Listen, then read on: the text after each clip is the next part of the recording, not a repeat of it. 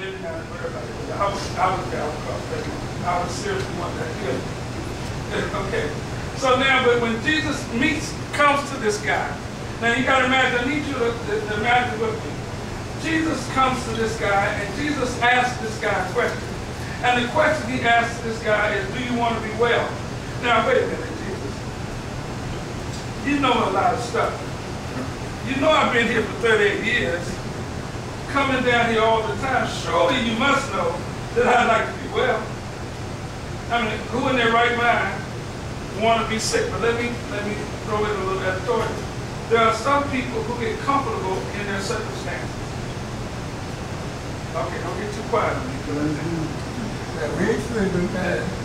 What that means is that there are some people who profit from your pain. Let me give you an example. They wanted to run Jesus out of town because the undertakers weren't making too much money. All right? Okay. The people who herded swine, Jesus messed their business up altogether. Because Jesus came to town and the whole herd of them jumped off and drowned themselves. That's an economic kind of dramatic economic. So there's some people who profit from, now this is controversial, I don't want to get too controversial, but they say that Western medicine does not seek to heal us, but it seeks to get us on a pill. Now I don't want to get too controversial, but I'm just saying that's one of the things that's out there. Because if they heal us, then we can't make no more money. I mean, isn't that right? Okay, I mean, I just want to throw something out. Don't blame it on me now. I'm just saying what I've read. Don't blame it on me. Is that the truth? Okay, all right. He said it, not me. Right. Now, but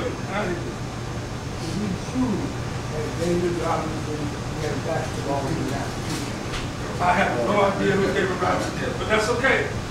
That's all right. He may have been one of those people that I was referring to. And I will say this, that now Jesus asked the question of this man, do you want to? But let me just kind of imagine why he asked such a question.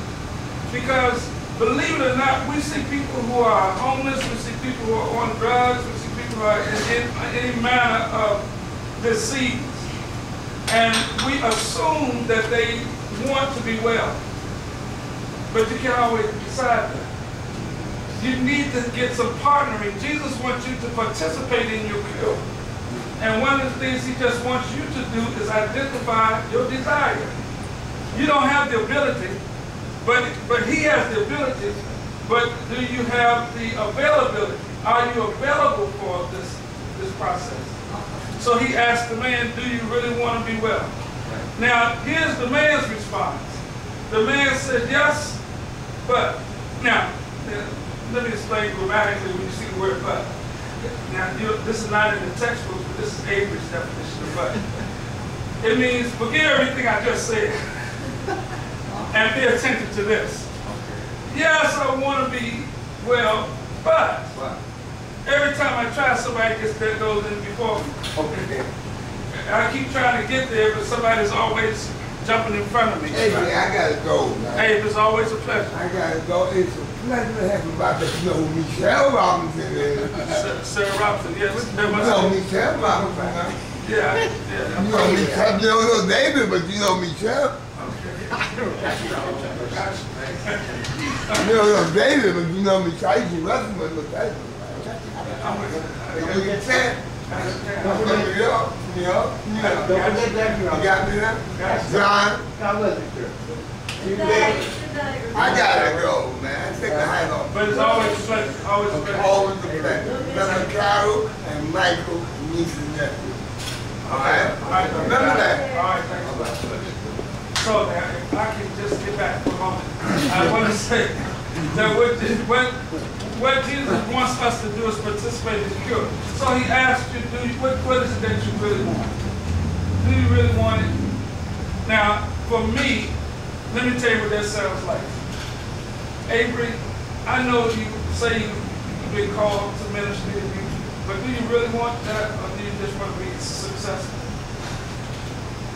You know, if ministry means getting your hands dirty, if ministry means touching people where they actually hurt, are you willing to do that? Or do you just want to say nice, homiletically homogenized sermons? Or are you willing to get on the front lines of the battlefield? That's right. And to really, the least and the lost and the left behind, are you willing, able to commit to those folks? Are you really ready to do that? If not, why don't you stay in your ivory tower? Those nice, pretty churches that you, and just, just be nice. But if you're ready to get on the battlefield, I need you to identify that. I need you to state that. I need you to say, yes, God, I'm willing. God wanted that man to be able to make a declaration of his own desire. Now, that man had the audacity. He's standing before, he doesn't know that he's standing before Christ. There's nothing impossible for Christ. That's right. And he had, instead of saying, yeah, man, just do your thing. He's telling all of the excuses. Well, all of us are standing before God, man. Whether we call him Allah, whether we call him whatever, there's only one God. Islam means only one God. There's one God. Whatever you stand before, whoever your creator is, and if he's the only God I can speak for is the God that I know. But I do know that he's able to do more beyond and above anything that you can even ask or I can even ask or think. But he just wants us to get to the point that we'll be willing to make a declaration that we want it. Once we get to the point where we say we want it, don't worry about how we're going to get it. Get off of the Ways and Means Committee. Get off that committee. Don't even worry about that. Just let to be able to state it, put it out there in the universe, and because a lot of us are defeating ourselves before we even try. We're saying, the inner chatter that we say to ourselves is, well, I would do that, but I don't think that that's going to work. And we're defeated before we even get, they say that the church is the only army that loses its battles in the barracks. It never gets to the battlefield. Because a lot of times there's so much in-house defeaters, conversations that go on that has nothing to do with the least, the lost, and the left behind. It's all about, I was at a church meeting not too long ago where they was having large disagreements about the color of the carpet. And just sometimes that stuff is incidental, and our job as salt of the earth is to continue to make sure that the first things stay the first things. Because sometimes the first things get lost in the shuffle somewhere.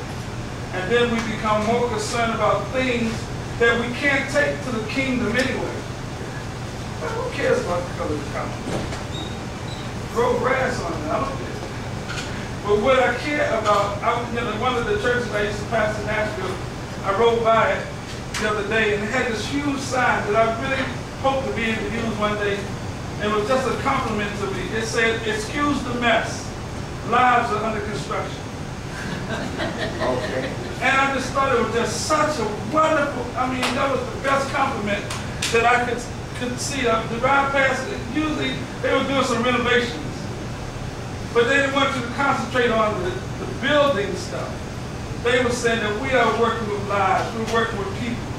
And so my encouragement today, the reason I want to choose this text is because there are some first things that we as a body of believers, whether it's Jubilee jobs, whether it's Lighthouse Ministries, whether it's Church of the Savior, we as a body of believers must remember the first things.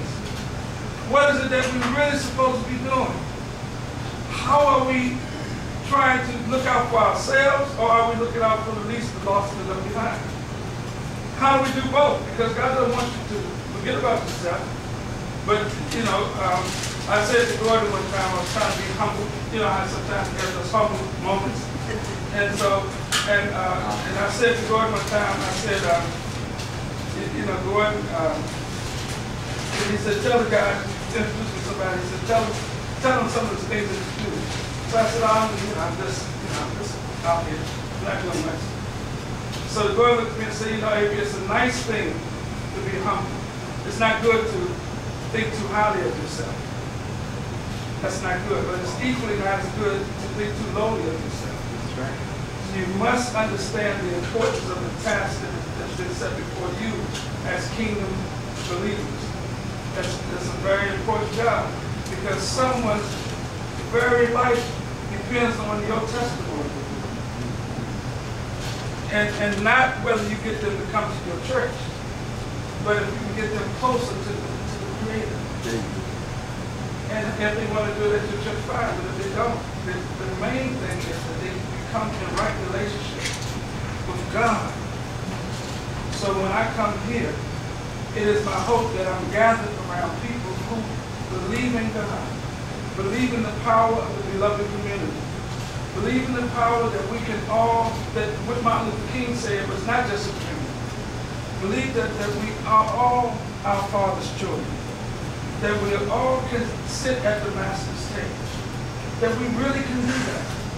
I really believe it, and I hope you do too. Let's pray. Dear God, I just thank you very so much for the opportunity to come and see a friend gathered together here, wonderful faces. God, thank you that we are still among the land of those of us who are trying. We ask that you would empower us with your special and unique gifts, that we would bring all of those to the table and say, here's what I can do to try to move us further along. And then we want us to send a special blessing to this group here. But we want you to bless us, not so that we can boast how blessed that we are. Bless us that we can be a blessing to others. In Jesus' name we pray. Amen. Someone like to share a little bit about Avery sharing? I will.